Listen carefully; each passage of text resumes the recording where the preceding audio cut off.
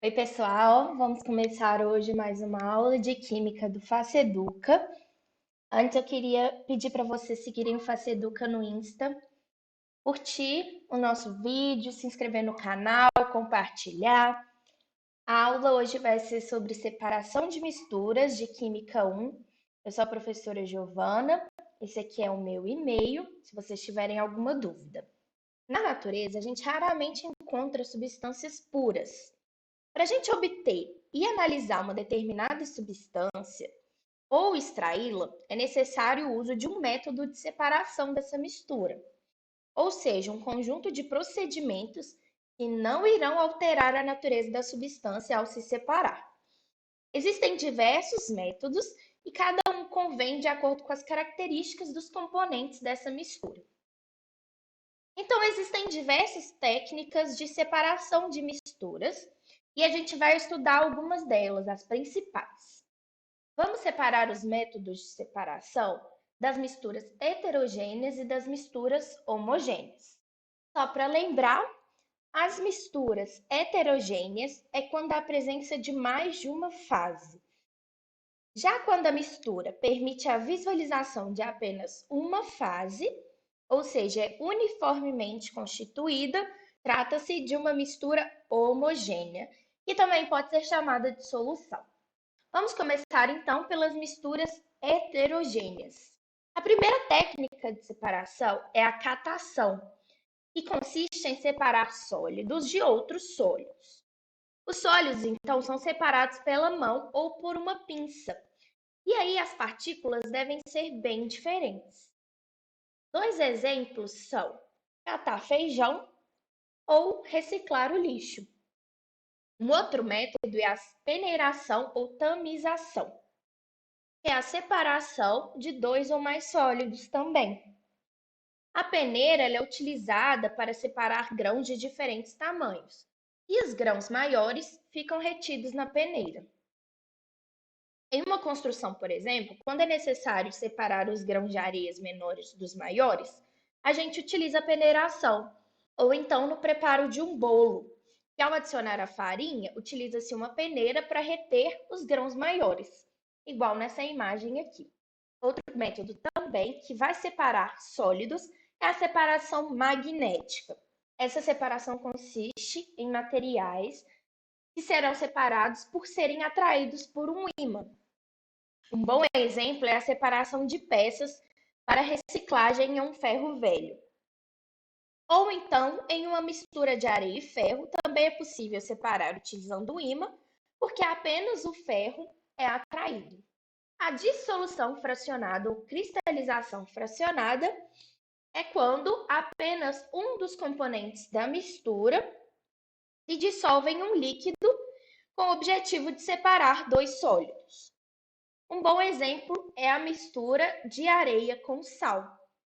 Ambos sólidos, a areia e o sal, e aí a gente adiciona água. A água vai dissolver o sal, mas não vai dissolver a areia. Então a gente consegue tirar essa mistura e deixar a areia sozinha, separando o sal da areia. A levigação é um processo que visa separar também sólidos entre si, mas que apresentam diferentes densidades e utiliza normalmente corrente de água. Um bom exemplo é a levigação usada nos garimpos, que é usada para separar a areia do ouro. A areia é menos densa e por isso é arrastada pela água corrente. E o ouro, por ser mais denso, permanece no fundo da bateia. Um outro método é a decantação. Esse método utiliza as densidades das substâncias de uma mistura de um líquido com outro líquido ou de um líquido com um sólido. O sólido ou líquido mais denso vai sedimentar, ou seja, vai depositar ao fundo do recipiente, separando então da fase menos densa que poderá ser transferida. Um exemplo é quando se pega uma amostra de água barrenta e coloca em um recipiente.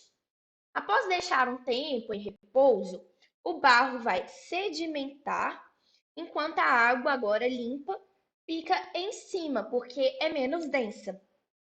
e aí a água pode ser retirada. Outro exemplo de decantação utilizada para separar dois líquidos é a mistura de água e mercúrio.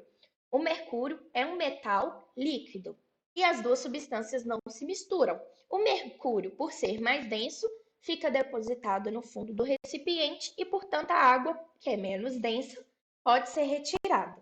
A filtração é uma separação em que o sólido é separado do líquido por meio de um filtro.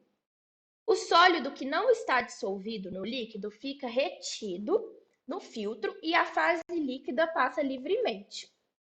Um exemplo bastante conhecido é quando fazemos o nosso cafezinho. No pó de café, existem substâncias que são solúveis em água e outras que não são solúveis. Ao misturar o pó com a água quente e passar essa mistura pelo filtro, as partículas sólidas não solúveis ficam retidas no filtro.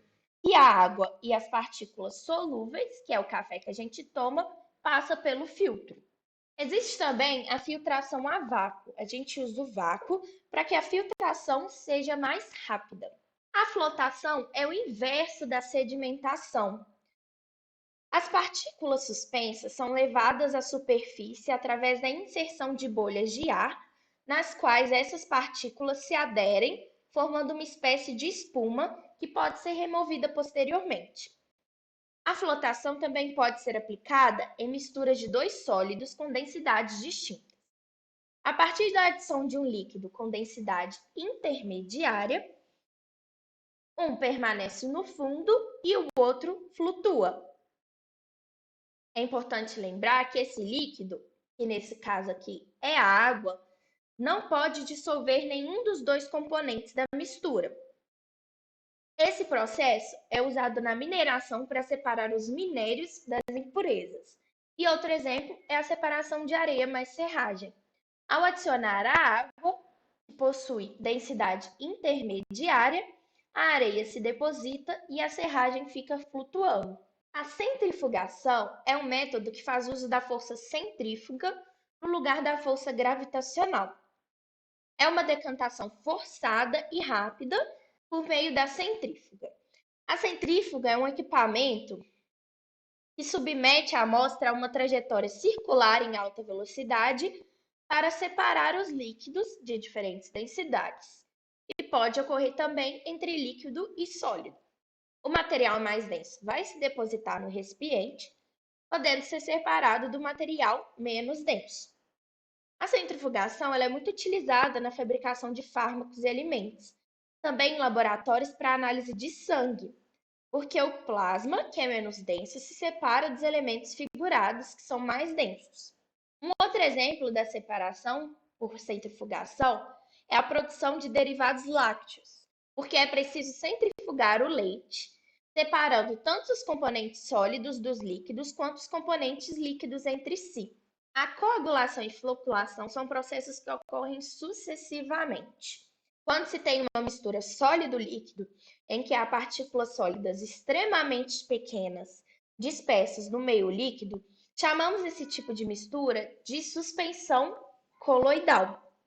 Partículas coloidais não possuem tendência de se sedimentar e nem ser filtradas com facilidade. Então, uma maneira de se realizar a separação é por meio da coagulação e da floculação. Primeiro, é adicionado um componente químico denominado coagulante, que atua diminuindo a repulsão entre as minúsculas partículas. E esse processo chamamos de coagulação. E seguido de uma lenta agitação, na qual permite a aglutinação, ou seja, a junção desses sólidos finalmente divididos, e chamamos de floculação. Esses processos são utilizados no processo de tratamento de água nas estações. Na água captada, temos partículas coloidais de carga negativa. Então, é adicionado sulfato de alumínio ou sulfato férrico, cujos elementos metálicos alumínio e ferro, que são positivamente carregados, neutralizam as cargas negativas dos sólidos, minimizando a repulsão entre eles. Além disso, o ferro e o alumínio reagem com as moléculas de água formando compostos gelatinosos insolúveis, o hidróxido de alumínio e o hidróxido de ferro, que podem aprisionar as partículas coloidais. E aí, depois desse processo, vem uma agitação lenta, com o intuito que haja colisão entre as impurezas, que vão se juntando, formando aglomerados cada vez maiores, denominados flocos, e são depois removidos por algum outro processo de separação de mistura, como filtração, flotação, decantação. Agora, as misturas homogêneas, nós temos três processos de separação de mistura. O primeiro é a destilação. Existe a destilação simples e a fracionada, mas os dois seguem o princípio da diferença das temperaturas de ebulição das substâncias. E um fato muito importante é que na destilação, após essa separação, se consegue obter todos os componentes presentes da mistura. Na destilação simples, os componentes devem ter valores de temperatura com uma diferença significativa, como um sólido e um líquido. Um exemplo é a separação de mistura de água e sal de cozinha. Como é que funciona então? Nós temos esse aparato aqui. Existe uma fonte de calor que vai aquecer a mistura no balão de destilação. A substância que tiver menor ponto de ebulição vai evaporar primeiro e passar pelo condensador.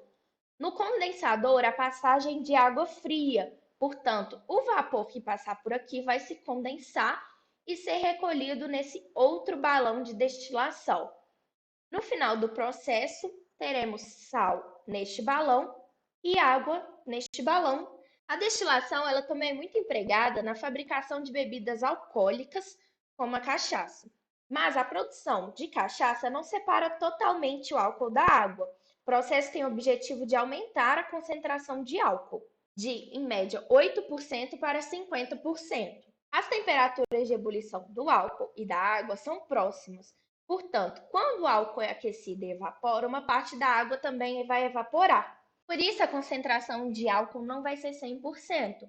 A água também vai ebulir e vai ser parte do produto final, que é a cachaça. A destilação fracionada é quando a mistura tem dois ou mais materiais e possuem temperaturas de ebulição próximas. Esse processo é realizado na separação de componentes do petróleo em uma refinaria, nas torres de destilação, como dessa foto aí. Cada derivado, como gás de cozinha, gasolina, querosene, dentre outros, tem sua temperatura de ebulição específica. Quando a mistura vai sendo aquecida, cada substância vai sendo separada quando essa mistura atinge as temperaturas de ebulição. A evaporação é usada para separar um componente sólido dissolvido de um líquido, quando só há interesse na fase sólida e se pode desprezar a fase líquida. Um exemplo é quando se deseja obter o sal que utilizamos na cozinha, sendo extraído da água do mar.